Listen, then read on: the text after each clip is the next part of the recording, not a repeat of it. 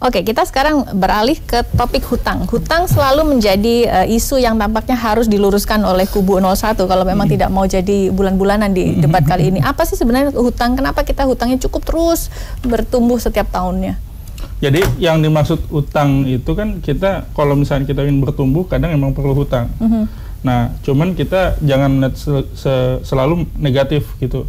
Nah, karena apa? Terjadi pertumbuhan banyak aset kok. Di mana-mana ada infrastruktur, itu kan bukan berarti uang yang kita utangin terus hilang begitu aja, tapi itu jadi investasi.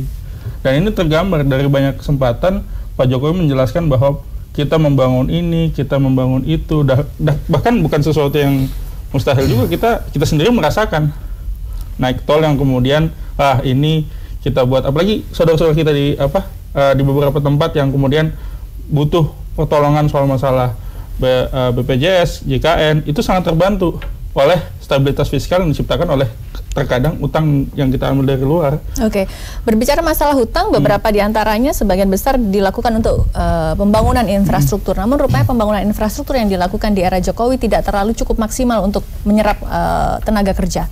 Ya, kadang kan kalau efek ekonomi itu nggak langsung ya. Ya, itu butuh proses. Dimana kalau kita bicara salah satu hal yang sering dicontohkan, bahkan pernah diposting Pak Jokowi di Instagramnya itu ketika beliau ke Nduga, Papua, dari Jayapura atau dari mana itu bisa 4 hari itu, tapi beliau dengan prioritas beliau untuk membuat pemerataan ekonomi, jalan itu dibuat. Setidaknya kalau kita bicara Jakarta ya mungkin nggak kerasa, tapi bagi warga Indonesia yang ada di sana, penduduk Indonesia yang ada di sana, itu terasa banget. 6 jam dari pusat kota kemudian ke Nduga, dan itu tentu membuat orang-orang yang berdagang mensuplai makanan di sana jadi lebih mudah. Oke, kita nanti akan minta tanggapan Mas Gary. Kembali saya akan mengajak Anda saudara bergabung ke Hotel Sultan untuk melihat bagaimana situasi terkini di lokasi debat kelima.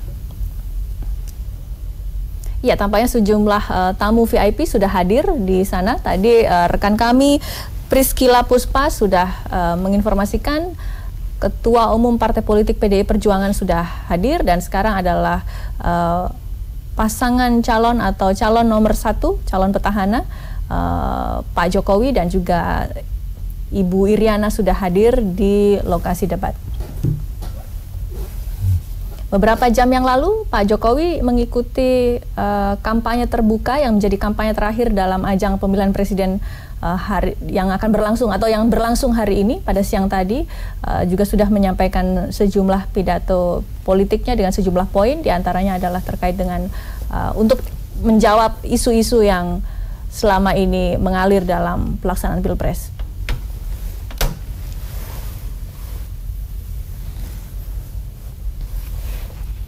Baik, saya kembali ke Mas Gary. Mas Gary, kalau Anda melihat hutang, itu tadi yang disampaikan oleh Mas Adnan. Anda sendiri melihat hutang, bagaimana bisa hutang itu berjalan, namun di satu sisi juga proporsional?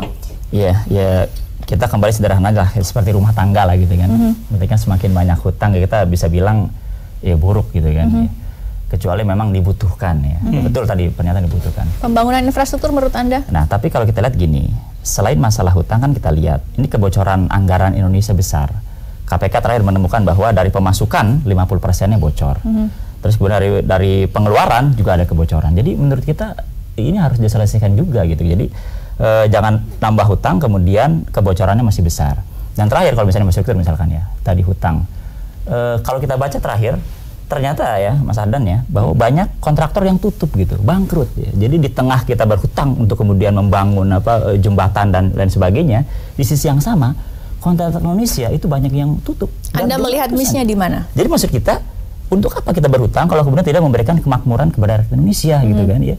Ini yang sebenarnya pesan message dari kita ya, bukan masalah kita anti hutang, tidak. Tapi kalau seperti itu buat apa gitu kan?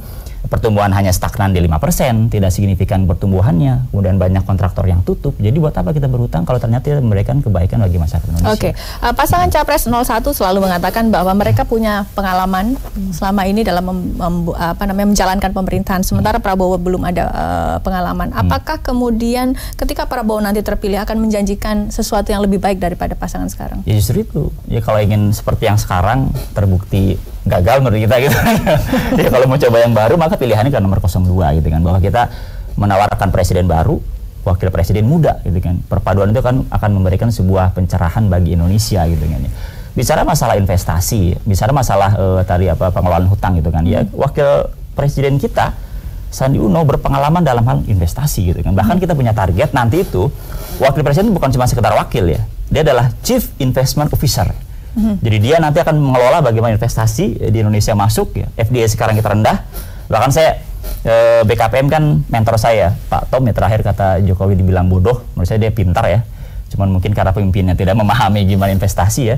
Nah nanti wakil presiden kita akan kemudian turun tangan, negara hadir untuk mengelola masalah investasi. Jadi sudah ada mulai ada pembagian tugas antara Prabowo dan juga Sandi. Ya. Jadi yang menurut kita presiden dan wakil presiden sama-sama penting ya. Yang kemarin terakhir diskusi dengan teman-teman TKN sepertinya menganggap bahwa Kiai Ma'ruf tuh tidak sepenting Jokowi. Kalau menurut kita dua-duanya adalah hal yang penting. Masing-masing punya peran, masing-masing punya dampak bagi Indonesia gitu ya. Oke. Isu lain yang juga menarik terkait dengan tema debat pada malam ini adalah terkait dengan bagaimana penyerapan angkatan kerja. Setiap tahun ada 2,5 juta angkatan kerja lahir dan hanya 1 juta angkatan kerja yang terserap di lapangan kerja. Apa yang nanti ditawarkan oleh Prabowo untuk bisa menyerap seluruh angkatan kerja? Oke, jadi kita punya program yang sudah berjalan dengan OKOC, itu akan kita perluas menjadi level Indonesia. Kedua, kita punya program namanya Rumah Siap Kerja. Walaupun kemarin Pak Anies mengatakan sudah tidak ada modal atau pembiayaan terkait di OKOC? Enggak ada isu, nanti kan diluaskan menjadi nasional dengan pengelolaan yang bagus itu. Karena sebenarnya ini kan tergantung bagaimana kita keseriusan melaksanakan itu semua. Yang kedua adalah kita punya program tadi ya, Rumah Siap Kerja. Jadi isunya sebenarnya bukan masalah pendidikan, tapi bagaimana mencapai soft skill, jaringan kepada dunia kerja gitu kan. Kalau kita sekarang lihat pengangguran terbesar muncul dari SMK ya kan, Bang Adan ya. Jadi yang kita gadang-gadang untuk kemudian menjadi siap kerja ternyata nggak terserap gitu kan. Ada isu di situ. Oleh karenanya negara hadir untuk memberikan mempersiapkan tenaga kerja untuk bisa diserap di di Indonesia, di negara Indonesia ya kan. Ditambah lagi dengan kemudian sekarang maaf nih kita kurang sepakat dengan memperbanyak tenaga kerja asing masuk ke Indonesia. Bukan kita anti, tapi di tengah Indonesia masih memiliki banyak pengangguran, 7 juta jumlahnya yang besar, kenapa malah kemudian membuka luas buat asing. Nah ini yang kita prioritaskan pertama adalah bahwa bagaimana lapangan pekerjaan tercipta bagi setiap rakyat Indonesia, tidak ada lagi pengangguran ya, kita akan menciptakan 4 juta lapangan pekerjaan dari industri kreatif seperti pariwisata dan sebagainya. Itu yang kita ingin memastikan bahwa tidak ada masyarakat yang menganggur. Oke, baik, kita nanti akan mendengarkan bagaimana tanggapan Mas Adnan. Saudara tetap bersama kami di Ruang Demokrasi Jak TV.